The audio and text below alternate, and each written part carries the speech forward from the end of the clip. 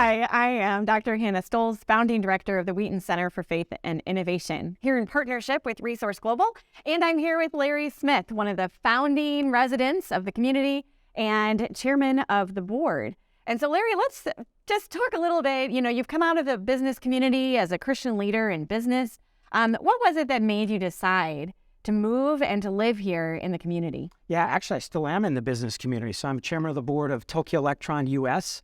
We provide technology that enables life. So in my day job, I provide equipment to make microchips, travel all over the world. And then in my engagement with Mobile Loaves and Fishes, which started about 15 years ago when my wife and I were part of a church plant, and we wanted to care for the poor and the homeless and the widow and the orphan. And we started to do truck runs to feed the homeless for the Austin community. And over the last 25 years, Mobile Loaves and Fishes has served almost 6.5 million meals to our community. So that was the beginning of our journey. That's so amazing. So it's not just about feeding people, though, right? Which the Mobile Loaves and Fishes is where you started. It's also living in community and knowing your neighbor. Right. And we just did a tour of this neighborhood here. It's beautiful. What was it like kind of moving and living here in community? Right. Our mission, we believe that we're empowering communities into a lifestyle of service with the homeless. So it's not just feeding them, it's not just housing them, but it's allowing our community come around our neighbors and be part of that process. So we started with the food ministry. And for me personally, I worked with a gentleman named Bren Wilson. And as we would go out in the truck ministry, you know, you could maybe feed someone for 4 to 6 hours. That would take care of them at that moment. And as I reflect back on that, I'm an operations guy. I lead a company. I have a very disciplined approach. So line up. We're going to make sure we feed as many people as efficiently, as effectively as possible. Supply chain challenge there. Absolutely, yeah. And but I watched Bren, and Bren was sitting on the curb, and he knew a person's name, knew their drug of choice, knew their stories. And I couldn't name a person's name as part of that. So my initial journey started what I would refer to as a transactional relationship, really about how can we feed people and learn to adapt and evolve into this relationship, which ultimately led us to come and live in this community. Wow. Well, I love it. You're speaking my language, obviously, with efficiency and effectiveness and getting to know people. So what was the transition or the journey like with your family? And how did you know that God was calling you? I mean, it's a big shift, right? To move from our American idea of home into an RV, a tiny house. You know, that's a big shift. So how did you hear God along along your way? Yeah. There's a good question that, did I hear God? Yes. Did I obey God? Not at the beginning. And that was actually a pretty significant moment for me. So I've been connected to the ministry for a number of years. We were getting ready to break ground and move people on, intentional neighbors or missionals or missionaries in some regard, depending on how you define that. I was in Alan Graham's house. My wife was not with me that evening, so that's a very important point as part of the story. And as we went around the room, literally our discernment that night to the calling was, are you in or are you out to come and live on the property? And as we went around the room, there was a woman, Bethany, that was discerning with her fiance at the time, and she's a professor, a tenured professor, and was getting ready to move and start to live in the community.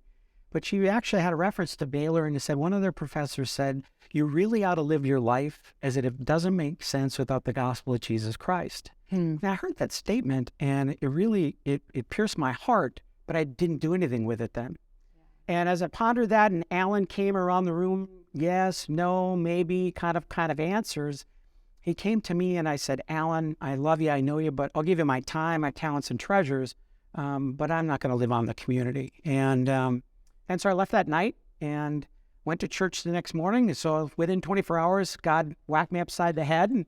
And our pastor the next morning said, you know, you really need to care for the poor and the oppressed, the widow and the homeless. And you don't have to go to Africa or Indonesia. You can go to the east side of Austin. And that was second hit upside the head. I came home that day. My wife was not at church that moment either. And I said, hey, Wendy, I think we're supposed to go and live in that community. And she said, well, it's about time. No way. Yeah. So she had been prayerfully working through this process and patiently allowing God to work in my heart. You know, you can go from your head and this is challenged my heart and ultimately led to our hands. And then out of obedience, so I was disobedient. Okay, I think we're supposed to do this.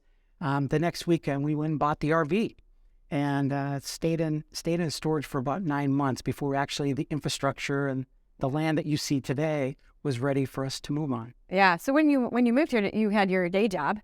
I did. Right? And so you're going to work every day. How did you and your wife engage in the community here? Well, one of my favorite phrases from living in the community was everybody knew me as Wendy's husband. So they didn't know me as an executive. They knew I traveled. I traveled probably 200,000 to 300,000 miles a year at that point.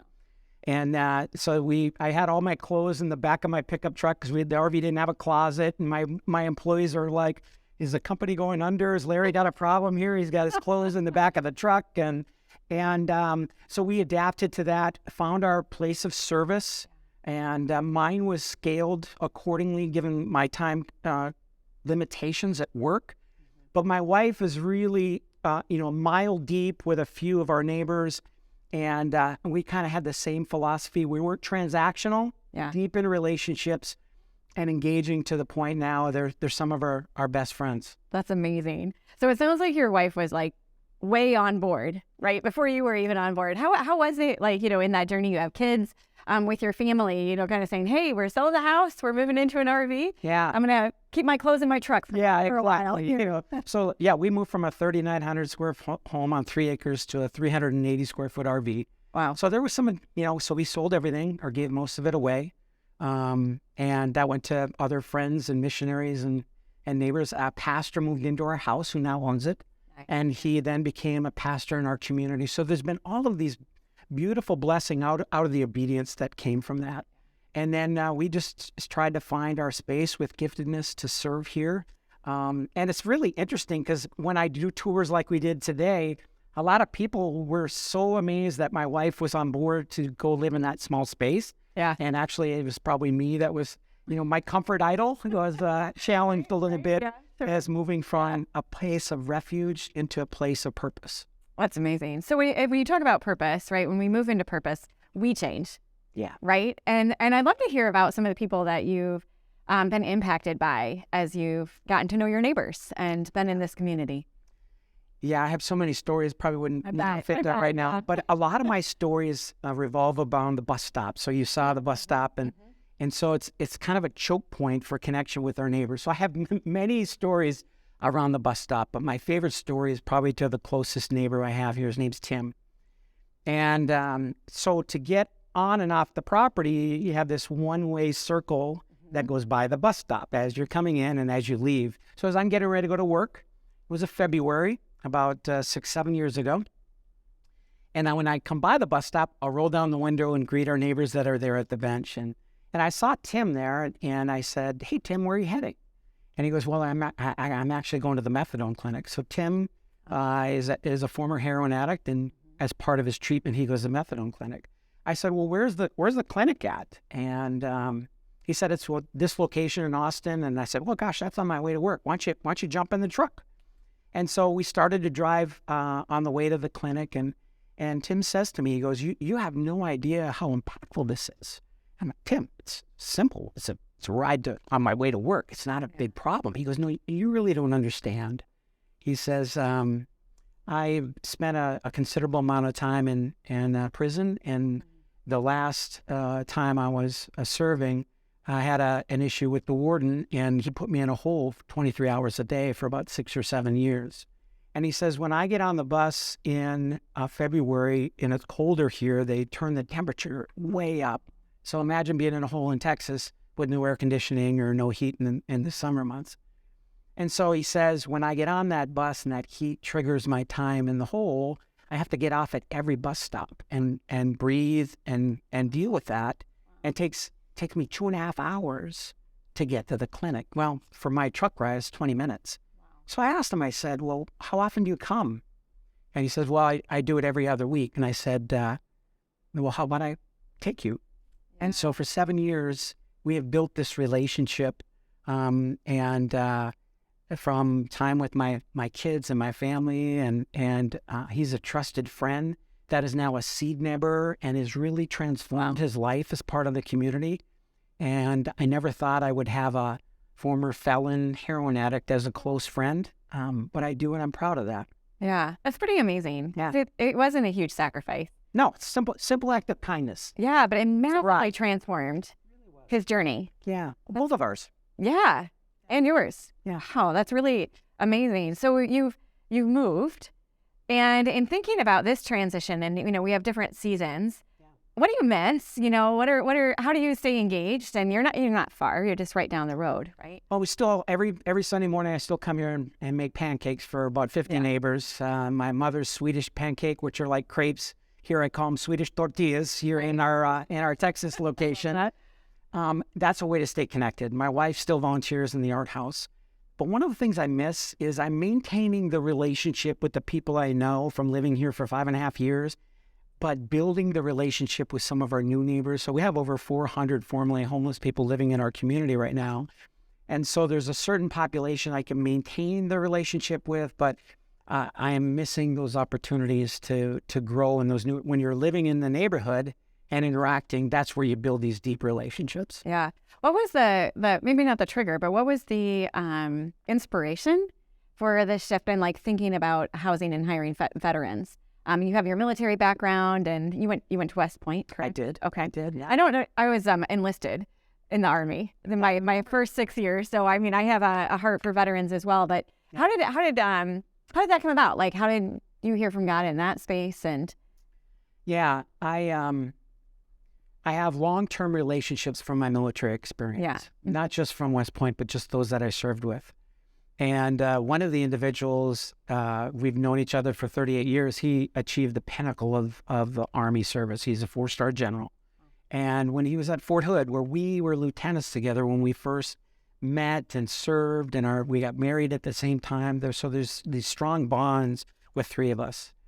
He was the commander at Fort Hood, and I said, hey, I really feel I want to bring some of the veterans, much like you and I have talked about, how do I bring those young people of a faith background or from Wheaton into my workforce? That's another, I just feel a calling towards. Yeah. And he says, well, let's start a project. And so I can hire tens or hundreds of employees from that background. Mm-hmm. And then I was called to say, well, I serve on this board that's in our industry association that represents over 2,000 companies. So I brought the CEO, and we went up to Fort Hood and tried to replicate that, because then we could scale it. Like right now, my goal is to hire 20,000 veterans into our industry. Wow. Significant. Wow. Well, on his way back to the airport, I drove him through Community First. Yeah. And so there's these moments of, should I? How we respond to it? I know culturally it was significantly a challenge for him. But out of obedience, really just move forward and continue to explore and take it one step at a time. So there's not these monumental, there starts with 1 or 10, and pretty soon you build relationships, use your influence and experience for helping others that have served. Yeah. And then here we would just do tours like today with the Army Futures Command and cast a vision for neighborhoods of knowingness, to where churches or companies or the Army could have a neighborhood in our community at Phase 3 where you have veterans like you and I caring for those that are right now in a homeless or a desperate situation. So those are some of the things that have evolved, but it kind of starts with simple acts. It's like getting out of the boat and taking one simple step. Yeah. And there's some days the water will get to your knees and hopefully not above your head, but there are moments when it's more challenging, but continue the journey forward. Yeah. Yeah. And I think, I love your story, because you hear not just how God's used you in spaces of serving and what we sometimes think more traditionally about ministry. And, it's very missional, living in community with homeless neighbors and all of that, but also how God is inspiring you to serve in the corporate, the business work that you're doing as well. And so I love that God uses us in all the spaces we live in. Exactly. He uses us where we live. He uses us where we work. He uses us where we worship. There's no space in our life that's left untapped by God's purpose. In our families. In our families. Yes, absolutely. Yeah, that's really beautiful. Is there anything I didn't ask you about? We did this amazing tour today. We saw the community that you look back over the years since you sat and said you were, well, you didn't say you were in, but you committed resources to Alan that you're like, wow, it's amazing that God's done this. Yeah, God's changed my heart. And then through that obedience, but one of the things that the way I'm wired and the way that God is using my giftedness, I do differently out here is I do a lot of tours. So so when you bring your family back, I'd love to give you and your family or anyone. So I just say yes. That's something I learned from Alan. Just say yes and then see what can come from that.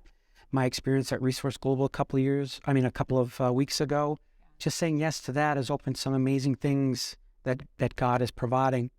But one of the things out of the tours that I've learned to let go of is to not over manage or over control or try to close. If you're trying to close a business transaction, there's a process to that. There's plenty of training. But here, I just tell the story, and for about 90 minutes, we walk around this beautiful place that God has chosen for us to serve the least of these. And then I let the Holy Spirit convict the individual of whatever they feel they need to do. And I love it when I can get an email or a text now from a tour 3, 4, 5 years ago. Yeah. And so I've learned to hold that loosely and not over manage it or over project manage those opportunities, because then all I can do is give credit to the Lord. My business, I may, try to take it step by step with clear accountability and objectives. But in this space, I hold it so loosely, it's really the Lord's work. It's really beautiful. I think I love practical application. And just in hearing you talk, it just reminds me that we need to pay attention. We need to pay attention to people because we're called to love them. And we need to pay attention to the Holy Spirit because we're called to love God. And part of loving somebody is listening to them. Yeah. That's what our spouses tell us, right? and so I love that. Like if we're purposeful, if we pay attention, if we're attentive to what's going on around us, God has so many opportunities to use us where we can really serve him in. So I just thank you for taking the time to talk with me. And I really appreciate your story and the work that you've done and the way that God's changed your heart, because we all want our hearts to be changed by God. And it's really a beautiful thing. Thank you for the opportunity. And I appreciate getting to know you over the last year and how God's orchestrated a connection at a football game to then allow me to visit Wheaton, meet you. And now my company is affected by that. We've reconnected through Tommy Lee, and only God can bring those kind of connections together. So I'm grateful for what you're doing and what we will continue to do moving forward. That's really wonderful. I'm grateful for it too. Yeah. Yeah. Thank you. Thank you.